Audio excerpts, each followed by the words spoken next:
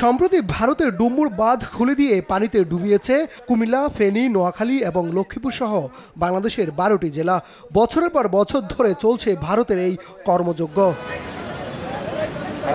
এবার এর বিরুদ্ধে প্রতিবাদে দাঁড়িয়েছে হাজারো ছাত্র জনতা। আন্তর্জাতিক আইন লঙ্ঘন করে ভারতের অবৈধভাবে বাঁধ নির্মাণের প্রতিবাদে ত্রিপুরার ডুম্বুর বাঁধ অভিমুখে এই লং মার্চ শুরু করে ইনকিলাব মঞ্চ। আমরা রাষ্ট্র সংস্কার চাই, আর হচ্ছে যে বাঁধগুলো আছে সেই বাঁধগুলো ভেঙে ফেলা দরকার, নাহলে আমাদের বাংলাদেশে বহুত কষ্ট হয়, সমস্যা হয়। ইদানিং সম্প্রতি ফেনীতে আমাদের অনেক মানুষ মারা গেছে।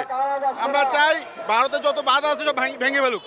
ভারতের বাঁধটা ভাঙাটা খুব জরুরি, নাহলে আমাদের কুমিল্লাতে, নোয়াখালীতে অনেক সমস্যা হয়েছে, অনেক মানুষ মারা গেছে, অনেক সম্পদের ক্ষয়ক্ষতি হয়েছে।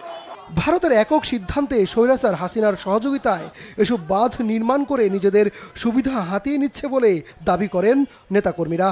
এককভাবে কোনো রাষ্ট্র কোনো বাঁধ তৈরি করতে পারে না, এইটা অবৈধ। এই অবৈধ বাঁধ কেন দিবে তারা? একটা রাষ্ট্র আরেকটা রাষ্ট্রের উপর কেনই জুলুম করবে? এটা করার কোনো অধিকার ওই রাষ্ট্রের নাই। এবং এই বাঁধগুলো টোটাল অবৈধ, এবং অবৈধ বাঁধগুলো উচ্ছেদের জন্য আমরা নতুন বাংলাদেশ তৈরি করেছি। এবং সুতরাং বাংলাদেশের দাবিগুলো, এতদিন যে ফ্যাসিস্ট সরকার, দিল্লি শাসিত সরকার আমাদের এখানে ছিল, এই ফ্যাসিস্টকে হারানোর পর তারা তাবেদারি বাদ দিয়ে আমরা নতুন রাষ্ট্র নির্মাণ করতে চাই।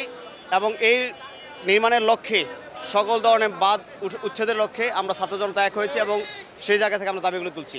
আমরা এই দাবি আদায়ের লক্ষ্যে রাজপথে থাকার জন্য প্রচেষ্টা চালিয়ে যাব এবং রাজপথে থাকব। ভারতের নির্মাণ করা এসব বাঁধ ভেঙে দেওয়ার দাবি জানান তারা। ভারত আমাদের উপরে সম্প্রতি যে পানি আগ্রাসন চালিয়েছে এবং দীর্ঘকাল ধরে ভারত আমাদের উপরে যে আধিপত্যবাদী আগ্রাসন চালিয়ে আসছে, ধারাবাহিকভাবে আমাদের যে অভিন্ন নদীগুলো আছে সেই নদীর উপরে ভারতের যে আগ্রাসন, তার বিরুদ্ধে আমরা আজকে মূলত প্রতিবাদ জানাতে চাচ্ছি। এবং আমরা আমাদের এই কর্মসূচির মাধ্যমে ভারতকে আমরা চাপ দিতে চাচ্ছি, তাদেরকে আমরা এই দাবি জানাতে চাচ্ছি তারা যেন এই আগ্রাসন বন্ধ করেন। আমাদের সাথে প্রতিবেশী সুলভ সম্পর্ক তৈরি করতে হলে অবশ্যই এই আগ্রাসন বন্ধ করতে হবে। তারা যদি আমাদের অধিকার আমাদেরকে ফিরিয়ে দেন, তাহলে প্রতিবেশী সুলভ সম্পর্ক তাদের সাথে আমাদের স্থাপিত হতে পারে। আমরা সেটাই চাই। এবং একই সাথে আমরা দাবি করি, আমরা চাই যে বাংলাদেশের বর্তমান সরকারের দায়িত্বে যারা আছেন, যারা ভবিষ্যতে আসবেন, সকলেই বাংলাদেশের পানির অধিকার নিয়ে সোচ্চার থাকবেন দেশে এবং আন্তর্জাতিক পরিমণ্ডলে, যাতে আমরা আমাদের পানির অধিকার শতভাগ আদায় করতে পারি। বাংলাদেশের অংশীদারিত্ব নিশ্চিত না করে ভারতের ডুম্বুর বাঁধ নির্মাণকে আন্তর্জাতিক আইনের সুস্পষ্ট লঙ্ঘন বলে অভিযোগ করেন মঞ্চের মুখপাত্র শরীফ ওসমান হাদি।